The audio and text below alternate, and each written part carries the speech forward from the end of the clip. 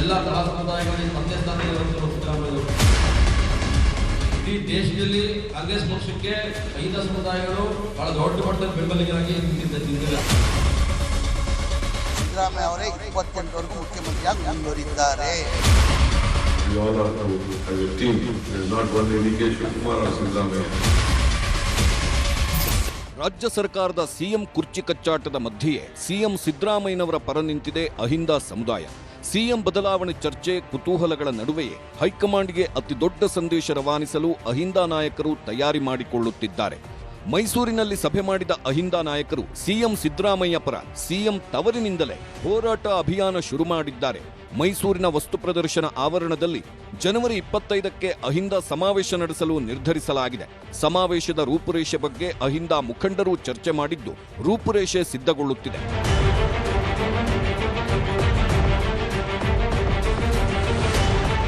CM ತವರಿನಲ್ಲೇ ಅತಿ ದೊಡ್ಡ ಸಮಾವೇಶ ಮಾಡುವ ಮೂಲಕ ಸಿದ್ದು ಬಲ ಏನು ಅನ್ನೋದನ್ನ ಮೈಸೂರಿಂದ ದಿಲ್ಲಿವರೆಗೂ ತಲುಪಿಸುವ ಪ್ರಯತ್ನ ಇದಾಗಿದೆ. ಸಿಎಂ ಸಿದ್ದರಾಮಯ್ಯ ಪೂರ್ಣಾವಧಿ ಸಿಎಂ ಆಗಿರಲಿ ಅನ್ನೋದು ಅಹಿಂದ ನಾಯಕರ ಪ್ರಬಲ ಒತ್ತಡ. ಅಹಿಂದ ಬಲ ಪ್ರದರ್ಶನದ ಮೂಲಕ ಹೈಕಮಾಂಡ್ಗೆ ಸಂದೇಶ ಮುಟ್ಟಿಸಬೇಕು. ಸಿಎಂ ಸಿದ್ದರಾಮಯ್ಯ ಮಾಸ್ ಲೀಡರ್ ಎಂಬ ಮೆಸೇಜ್ ತಲುಪಿಸಬೇಕು. ಸಿದ್ದರಾಮಯ್ಯ ರಾಜ್ಯಕ್ಕೆ ಎಷ್ಟು ಅನಿವಾರ್ಯ ಎಂಬುದರ ಮನವರಿಕೆ ಮಾಡಿಕೊಡಬೇಕು. ಯಾವುದೇ ಕಾರಣಕ್ಕೂ ಸಿದ್ದರಾಮಯ್ಯರನ್ನ ಅಧಿಕಾರದಿಂದ ಕೆಳಗಿಳಿಸಬಾರದೆಂಬ ಒತ್ತಡ ಹೇರಲು ನಾಯಕರು ತೀರ್ಮಾನ ಮಾಡಿದ್ದಾರೆ. ನಮ್ಮೆಲ್ಲ ತಳಾ ಸಮುದಾಯಗಳಿಗೆ ತಂದೆ ಸ್ಥಾನ ಇರುವಂತಹ ಸಿದ್ದರಾಮಯ್ಯ ಅವರು ಇವತ್ತು ಮುಖ್ಯಮಂತ್ರಿ ಹುದ್ದೆ ಕುರ್ಚಿಯ ವಿಚಾರವಾಗಿ ಬಹಳಷ್ಟು ಗೊಂದಲ ವಿವಾದವನ್ನ ಕರ್ನಾಟಕ ರಾಜ್ಯದಲ್ಲಿ ಆಗ್ತಾ ಇದೆ.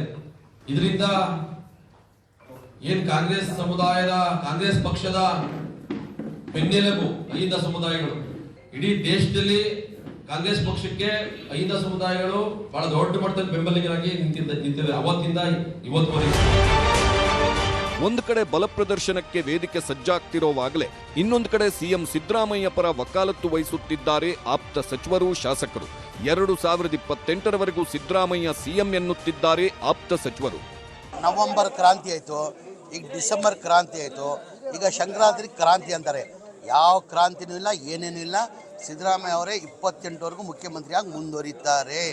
ಈಗ ಸಿದ್ದರಾಮಯ್ಯನಿಗೆ ಬದಲಾವಣೆ ಮಾಡಬೇಕಾದ್ರೆ ನಮ್ಮಿಂದ ಯಾರಿಂದಲೂ ಸಾಧ್ಯ ಇಲ್ಲ. ಡಿಸಿಎಂ ಆಗಿದ್ದೀನಿ, ಆಗಿರ್ತೀನಿ, ಸಂತೋಷದಿಂದ ಕೆಲಸ ಮಾಡ್ತೀನಿ. ಹುದ್ದೆ ಮುಖ್ಯ ಅಲ್ಲ, ಕಾರ್ಯಕರ್ತನಾಗೇ ಕೆಲಸ ಮಾಡ್ತೇನೆ. ಸಿಎಂ ಕುರ್ಚಿಗಾಗಿ ಸಿದ್ದರಾಮಯ್ಯ ಟೀಮ್ ಸಮಾವೇಶ ಮಾಡ್ತಿರೋವಾಗಲೇ ದೆಹಲಿಯಲ್ಲಿರುವ ಡಿಕೆ ಶಿವಕುಮಾರ್ ಮಾತುಗಳು ಇನ್ನಷ್ಟು ಕುತೂಹಲ ಮೂಡಿಸಿವೆ. ಡಿಸಿಎಂ ಆಗಿ ಮುಂದುವರಿಯಲು ನನಗೆ ಸಂತೋಷ ಎಂದಿದ್ದಾರೆ. ದೆಹಲಿಯಲ್ಲಿ ನಾನು ಯಾರನ್ನೂ ಭೇಟಿಯಾಗುತ್ತಿಲ್ಲ, ರಾಹುಲ್ ಗಾಂಧಿ ಡಿಸ್ಟರ್ಬ್ ಮಾಡುವುದಿಲ್ಲ ಎಂಬ ಹೇಳಿಕೆ ಮೂಲಕ ಇನ್ನಷ್ಟು ಕುತೂಹಲ ಮೂಡಿಸಿದ್ದಾರೆ. ಅಷ್ಟೇ ಅಲ್ಲ, ಸಿದ್ದರಾಮಯ್ಯನವರ ಪರ ಅಹಿಂದ ಸಮಾವೇಶ ಮಾಡೋರು ಮಾಡ್ಲಿ, ಸಂತೋಷ ಎಂದಿದ್ದಾರೆ. I can't disclose what all we discussed. We all have joined together, we have worked together, we have brought government together, and every party worker of the state has given their life, given their sweat, and all of them would support to win. And I am very grateful to the people of this Karnataka that they gave us a massive mandate, and whatever we had promised to them, we have delivered to them. We will continue to do so. And I'm very happy the High Command also gave me a very free hand. Myself and all the team, we all are to as a team. There is not only D.K. Shivakumar or Siddaramaiah. I am not meeting anyone. I am not meeting anyone. Because I think no one is here in Bangalore. Kharge Saab is in Delhi, according to me. I think Rahulji has come yesterday. I don't want to disturb him. ಕಾಂಗ್ರೆಸ್ನೊಳಗಿನ CM DCM ಕುರ್ಚಿ ಕಚ್ಚಾಟಕ್ಕೆ ಪ್ರತಿಪಕ್ಷಗಳು ಟಕ್ಕರ್ ಕೊಟ್ಟಿವೆ. ಯಾವುದೇ ಹುದ್ದೆ ಇಲ್ಲದೆ ಕಾರ್ಯಕರ್ತನಾಗಿ ಕೆಲಸ ಮಾಡ್ತೇನೆ ಎಂಬ ಡಿಸಿಎಂ ಹೇಳಿಕೆಗೆ ಪ್ರತಿಪಕ್ಷ ನಾಯಕ ಆರ್ ಅಶೋಕ್ ಟಾಂಗ್ ಕೊಟ್ಟಿದ್ದಾರೆ. I love to be a party worker than any position in the party. That is permanent for me. From 1980 I am a party worker. Until today I am continuing to be. ಅಂದ್ರೆ ರಾಜೀನಾಮೆ ಕೊಡಬೇಕು. ಕಾರ್ಯಕರ್ತನಾಗಿದ್ದಾರೆ ಅಂತಂದ್ರೆ ಉಪಮುಖ್ಯಮಂತ್ರಿಗೆ, ಕಾಂಗ್ರೆಸ್ ಅಧ್ಯಕ್ಷರಿಗೆ ರಾಜೀನಾಮೆ ಕೊಡಬೇಕಾಗ್ತದೆ. ಅದೇ intention ಅಂತ ತಿಳ್ಕೊಂಡಿದ್ದೀನಿ. ಕಾರ್ಯಕರ್ತ ಅಂದ್ರೆ ಅದೇ ಪದವಿಗೆ ರಾಜೀನಾಮೆ ಕೊಟ್ಟು ಕಾರ್ಯಕರ್ತರಾಗಿರಬೇಕು. ಹಾಗೆ ಸಿಎಂ ಕುರ್ಚಿ ಆಟದಿಂದಾಗಿ ಅಭಿವೃದ್ಧಿ ಕಾರ್ಯ ಕುಂಠಿತವಾಗಿದೆ. ಗ್ಯಾರಂಟಿಗಳಿಂದಾಗಿ ಯಾವುದಕ್ಕೂ ದುಡ್ಡಿಲ್ಲ, ಸರ್ಕಾರ ದಿವಾಳಿಯಾಗಿದೆ ಅಂತಿದ್ದಾರೆ ಬಿಜೆಪಿ ನಾಯಕರು. ಸಿದ್ದರಾಮಯ್ಯನವರು ಅಧಿಕಾರ ಬಿಡಲ್ಲ, ಅಧಿಕಾರ ಕೊಡಲ್ಲ, ಬಿಡಲ್ಲ. DK ಶಿವಕುಮಾರ್ ಅವರು ದೇವಸ್ಥಾನ ಟೆಂಪಲ್ ರನ್ನು ಬಿಡಲ್ಲ. ಇಷ್ಟೇ ಕರ್ನಾಟಕದಲ್ಲಿ ಇವತ್ತೇನು ನಡೀತಾ ಇದೆ ಅಂದರೆ ಇಷ್ಟೇ. ಇವರು ಒಂದು ಕಡೆ ಟೆಂಪಲ್ ರನ್ನು, ಅವರ ಒಂದು ಕಡೆ ಡಿನ್ನರ್ ಪಾರ್ಟಿಗಳು. ಕುರ್ಚಿ ಗಲಾಟೆ ಮುಂದುವರಿಯೋದಲ್ಲ, ಇನ್ನೂ ಸ್ವಲ್ಪ ದಿವಸ ಕಾಯಿರಿ. ಎಂಟರ್ಟೈನ್ಮೆಂಟ್ ಏನೇನು ಆಗ್ತದೆ ನೋಡಿ. ಖಂಡಿತವಾಗೂ ಕಾಂಗ್ರೆಸ್ಸಿಗೆ 140 ಸ್ಥಾನ ಏನು ಬಂದಿದೆ ಅದು ಅಜೀರ್ಣ ಆಗಿದೆ. ಅದು ಅದರ ಆರೋಗ್ಯವನ್ನೇ ಹಾಳು ಮಾಡಿದೆ ಆ ಮೆಜಾರಿಟಿ. ಹಾಗಾಗಿ ಏನೆಲ್ಲ ಆಗ್ತದೆ ಅದರಲ್ಲೇ ಡಿವೈಡ್ ಆಗಿದೆ. ವಿರೋಧಿಗಳು ಅದರಲ್ಲೇ ಇದ್ದಾರೆ, ಪರವಾಗಿರೋರು ಅದರಲ್ಲೇ ಇದ್ದಾರೆ. ಹಾಗಾಗಿ ಅವರ ತಂತ್ರಕ್ಕೆ ಅವರೇ ಬಲಿಯಾಗ್ತಾ, ಆ ಪಕ್ಷವೇ ಬಲಿಯಾಗ್ತಾ ಇದೆ. ಸದ್ಯದಲ್ಲೇ ಸರ್ಕಾರ ಬಿದ್ದು ಹೋದ್ರೂ ನೀವು ಆಶ್ಚರ್ಯ ಪಡಬೇಕಾಗಿದ್ದಿಲ್ಲ. ಈ ಮಧ್ಯೆ ಜೆಡಿಎಸ್ ವರಿಷ್ಠ HD ದೇವೇಗೌಡರು ಸಿಎಂ DCM ಕುರ್ಚಿ ಕಚ್ಚಾಟವನ್ನ ರಾಮ ರಾವಣರ ಯುದ್ಧಕ್ಕೆ ಹೋಲಿಸಿದ್ದಾರೆ. ಸಿಎಂ ಪಟ್ಟಕ್ಕಾಗಿ DK ಶಿವಕುಮಾರ್ ಮಾಡ್ತಿರೋ ಪೂಜೆಗಳನ್ನ ನಾನೂ ಮಾಡೋದಕ್ಕಾಗಲ್ಲ, ಸಿದ್ದರಾಮಯ್ಯನವರ ಕೈನಿಂದಲಂತೂ ಸಾಧ್ಯವೇ ಇಲ್ಲ ಅಂದು ಬಿಟ್ಟಿದ್ದಾರೆ. ಡೊಂಬರ ಆಟ ಅಂತ ಹೇಳಿ ಹಿಂದೆ ನಾವು ನೋಡ್ತಾ ಇದ್ವಿ. ನಾವು ಹುಡುಗರು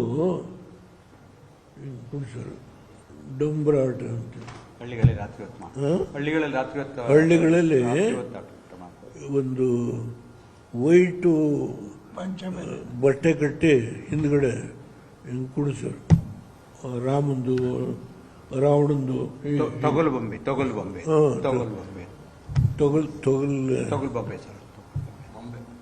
ಅದನ್ನು ನೋಡ್ತಾ ಇದ್ದೆ ನಾನು. ಈಗ ಆ ರೀತಿ ನಡೀತಾ ಇದೆಯೇ ಅಂತ ನನ್ನ ಭಾವನೆ ಅಷ್ಟೆ. ಈ ರಾಜ್ಯದ ದುರ್ದೈವ, ನಾವಿನ್ನೂ ಬದುಕಿದ್ದೀವಿ ಇದನ್ನು ನೋಡೋದಕ್ಕಿಂತ ಅಷ್ಟೇ ದುರ್ದೈವ. ಅಯ್ಯೋ ರಾಮ, ಅವ್ರ ಪೂಜೆ ನಾವು ಮಾಡೋಕ್ಕಾಗಲ್ಲ ಸರ್. ಅವ್ರು ಎಷ್ಟು ಪೂಜೆ ಮಾಡಿದ್ದಾರೆ ಬಹುಶಃ ಸಿದ್ದರಾಮಯ್ಯನೂ ಮಾಡೋಕ್ಕಾಗಲ್ಲ. Siddaramaiah cannot compete with DK Shivakumar to perform the puja. ಸಿದ್ದರಾಮಯ್ಯನೂ ಆಗಲ್ಲ ಕಾಂಪೀಟ್ ಮಾಡೋಕ್ಕೆ. ಸಿದ್ದರಾಮಯ್ಯನವರು ರಾಹುಲ್ ಗಾಂಧಿಯವರು ಹೇಳಿದಂಗೆ ಮಾಡ್ತೀನಿ ಅಂತ ಹೇಳಿದ್ದಾರೆ. ರಾಹುಲ್ ಗಾಂಧಿಯವರು ವೋಟ್ ಚೋರಿ ಬಗ್ಗೆ ತುಂಬ ತಲೆ ಕೆಡಿಸ್ಕೊಂಡಿದ್ದಾರೆ. ಕರ್ನಾಟಕದ ಬಗ್ಗೆ ಅವ್ರಿಗೆ ಇಲ್ಲಿ ಏನೇನು ಚೋರಿ ನಡೀತಾ ಇದೆ ಅನ್ನೋದು ಅವ್ರಿಗೆ. ಈ ಎಲ್ಲ ಬೆಳವಣಿಗೆಗಳ ಮಧ್ಯೆ AICC ಅಧ್ಯಕ್ಷ ಮಲ್ಲಿಕಾರ್ಜುನ್ ಖರ್ಗೆ ಅವರನ್ನ ರಾಜ್ಯ ಕಾಂಗ್ರೆಸ್ ನಾಯಕರು, ಶಾಸಕರು, ಸಚಿವರು, ಸಚಿವ ಸ್ಥಾನದ ಆಕಾಂಕ್ಷಿಗಳು ಭೇಟಿ ಮಾಡುತ್ತಿದ್ದಾರೆ.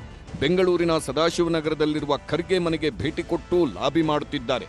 ಕುರ್ಚಿ ಕಚ್ಚಾಟದ ವಿಚಾರದಲ್ಲಿ ಹೈಕಮಾಂಡ್ನಲ್ಲಿ ಗೊಂದಲವಿಲ್ಲ, ಸ್ಥಳೀಯರದ್ದೇ ಗೊಂದಲ ಎಂದಿರುವ ಖರ್ಗೆ ಮತ್ತೇನೂ ಹೇಳೋದಿಲ್ಲ ಎಂದಿದ್ದಾರೆ. ಹಾಗಾಗಿ ಸಂಕ್ರಾಂತಿ ಬಳಿಕ ಸಂಪುಟ ಪುನರಚನೆ ಏನಾದರೂ ಆದರೆ ಸ್ಥಾನ ಸಿಗಲಿ ಅನ್ನೋದು ಆಕಾಂಕ್ಷಿಗಳ ವಾದ. ಅಖಿಲ ಭಾರತ ಕಾಂಗ್ರೆಸ್ ಪಕ್ಷದ ಅಧ್ಯಕ್ಷರು ಅಂದರೆ ಅವರೇ ನಮಗೆ ಹೈಕಮಾಂಡ್. ಅವರ ಜೊತೆಯಲ್ಲಿ ರಾಹುಲ್ ಗಾಂಧಿಯವರು ಮತ್ತು ಸೋನಿಯಾ ಗಾಂಧಿಯವರು ಅವರು ನೇತೃತ್ವದಲ್ಲಿ ಇದ್ದಾರೆ. ಅವರೆಲ್ಲರೂ ಸೇರಿ ಏನು ತೀರ್ಮಾನ ಮಾಡ್ತಾರೆ ಅದೇ ಅಂತಿಮ. ಅದಕ್ಕಾಗಿ ಅವರು ಈ ಗೊಂದಲ ಆಗಬಾರ್ದು ಅನ್ನೋ ದೃಷ್ಟಿಯಿಂದ ಹೇಳಿದ್ದಾರೆ ಅಂತ ನಾನು ಅಂದ್ಕೊಳ್ತೀನಿ.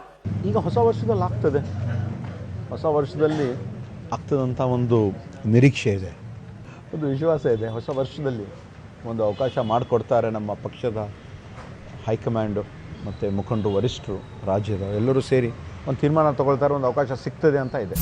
ಎಲ್ಲ ಕ್ರಾಂತಿಗಳು ಮುಗಿದು ಇದೀಗ ಸಂಕ್ರಾಂತಿ ಕಡೆ ಎಲ್ಲರ ಗಮನ ಬಿದ್ದಿದೆ. ಏನೂ ಇಲ್ಲ ಅಂತಿರೋವಾಗಲೇ ಎಲ್ಲವೂ ದಿನದಿನವೂ ಚರ್ಚೆಗಳು ಆಗುತ್ತಲೇ ಇವೆ. ಒಪ್ಪಂದ ಮಾಡಿಕೊಂಡಿರುವ ಸಿಎಂ DCM ಅವರವರ ಕೆಲಸಗಳಲ್ಲಿ ತೊಡಗಿದ್ದಾರೆ. ಆಪ್ತರ ಚಟುವಟಿಕೆಗಳಿಂದಾಗಿ ಕುತೂಹಲ ಹೆಚ್ಚಾಗ್ತಿದೆ. Bureau report, news 18. ಶಕ್ತಿ ಪ್ರದರ್ಶನದ ವೇದಿಕೆ ಆಗತ್ತಾ ಅಹಿಂದ ಸಮಾವೇಶ ಅನ್ನೋದು ಒಂದು ಪ್ರಶ್ನೆಯಾದ್ರೆ, ಅದೇ ಕಾರಣಕ್ಕಾಗಿ ಸಮಾವೇಶವನ್ನ ಮಾಡ್ತಾ ಇದ್ದಾರೆ ಅನ್ನುವಂಥದ್ದು ವಿಶ್ಲೇಷಣೆಗಳು ಕೂಡ ನಡೀತಾ ಇದೆ. ಆದ್ರೆ DCM DKಶಿ ಅವರ ಮಾತಿದೆಯಲ್ಲ, ಇದು ವೈರಾಗ್ಯದ ಮಾತಾ ಅಥವಾ ಈ ರೀತಿಯಾಗಿ ಮಾತನಾಡೋದ್ರ ಮೂಲಕ ಮತ್ತೊಂದು ರಣತಂತ್ರವನ್ನ ಹೆಣಿತಾ ಇದ್ದಾರಾ ಅನ್ನುವಂತಹ ಪ್ರಶ್ನೆಯನ್ನ ಮತ್ತೊಂದು ಕಡೆ ಹುಟ್ಟು ಹಾಕಿದೆ. ಆದ್ರೆ ಇದೀಗ ಮಲ್ಲಿಕಾರ್ಜುನ ಖರ್ಗೆಯವರೇ ಹೇಳಿದಾಗೆ ಇಲ್ಲಿ ಯಾವುದೇ ರೀತಿಯಾದಂತಹ ಗೊಂದಲ ಇಲ್ಲ ಅಥವಾ ಯಾವುದೇ ರೀತಿಯಾದಂತಹ ಹೈಕಮಾಂಡ್ ಅಂತ ಹೇಳೋದಿಲ್ಲ. ಅದೇನಿದ್ರು ಕೂಡ ಲೋಕಲ್ ಅಲ್ಲೇ ಬಗೆಹರಿಬೇಕು ಅನ್ನೋದ್ರ ಮೂಲಕ ಎಲ್ಲ ಗೊಂದಲಗಳಿಗೂ ಅವರು ಫುಲ್ ಸ್ಟಾಪ್ ಇಟ್ಟರೂ ಕೂಡ ಇಲ್ಲಿ ಫುಲ್ ಸ್ಟಾಪ್ ಇಟ್ಟ ಹಾಗೆ ಕಾಣಿಸ್ತಾ ಇಲ್ಲ. ನೋಡೋಣ ಮುಂದಿನ ದಿನಗಳಲ್ಲಿ ಏನಾಗುತ್ತೆ. ಸಂಪುಟ ಪುನಾರಚನೆ ವಿಚಾರದಲ್ಲಿ ಮತ್ತೊಂದಷ್ಟು ಏನೆಲ್ಲ ಬೆಳವಣಿಗೆಗಳು ಆಗಬಹುದು ಅನ್ನೋದು.